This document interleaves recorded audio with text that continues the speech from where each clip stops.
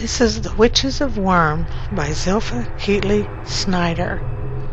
My name is Kathy Lilly. I'm Jessica, a 12-year-old girl who lives with her, believe it or not, mother, Joy. That's what I call her because when she introduces me, she likes to say, "This is my daughter, believe it or not."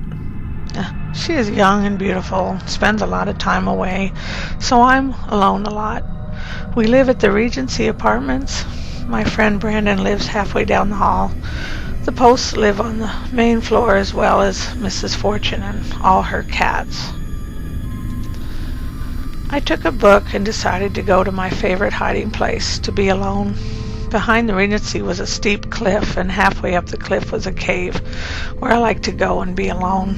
Brandon and I used to play there a lot. We had been friends since we were 5, but not anymore. He found new friends, and he didn't have time for me anymore. I began to read my book about demons and the Salem witch hunts, and I fell asleep. When I woke up, it was dark outside. My mother had probably left on her date with her friend Alan, and I heard a sound coming from the back of the cave. It was a kitten, half dead and abandoned there in the cave. I've never liked cats, but decided to take it home.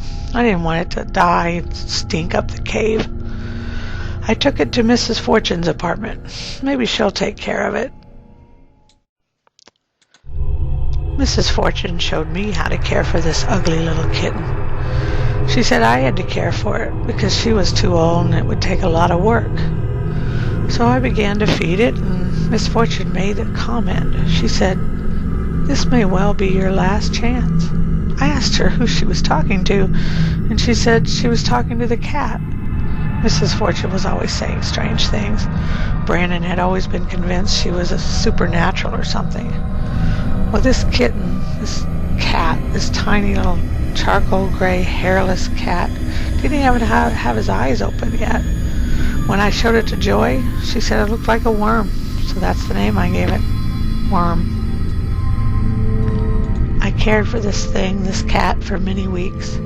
It never meowed or made any type of cat sound. Didn't act like a cat at all. One day, Joy left the apartment door open and Worm got out. I found it in the backyard with Mrs. Fortune's cats. Her cats were scared of Worm, even though they were twice his size. I took Worm back inside, and as I was leaving, Worm spoke to me without making any sound. It's like I could hear what he was thinking. He said, "Mrs. Fortune knows more than she tells." I couldn't believe it. Worm started to tell me to do things that weren't nice. I got my friends, Diane and Brenda, in trouble with their mother and scared Mrs. Post by telling her there was a strange man in the building when I knew there wasn't. He told me to wash Joy's dress when I knew it would ruin it. But I did it anyway. And Worm told me to push Brandon's trumpet off the windowsill. Worm had told me he was a witch's cat, so I had to find out where he came from and why he came to me. I went to Mrs. Fortune for help. She gave me a book on exorcism and told me I had to exorcise my own demons. She said, "We all invite our own devils."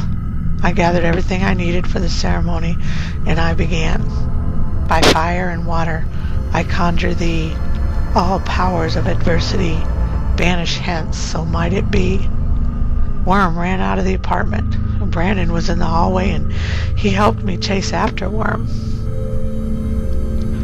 Worm ran to the construction site next door and fell 3 stories into a flooded basement. Brandon helped me carry him home. Brandon had thought Worm was dead. I was very sad, and I realized I cared a lot for Worm. When it seemed Worm was still alive, I confessed to Brandon that I pushed his trumpet out the window and that I was very sorry, and that I was a witch, and I ran to my apartment. Joy called a doctor and checked me out, and I was fine, and so was Worm. Brandon and I made up and were friends again. So I guess finding Worm was a good thing. The end.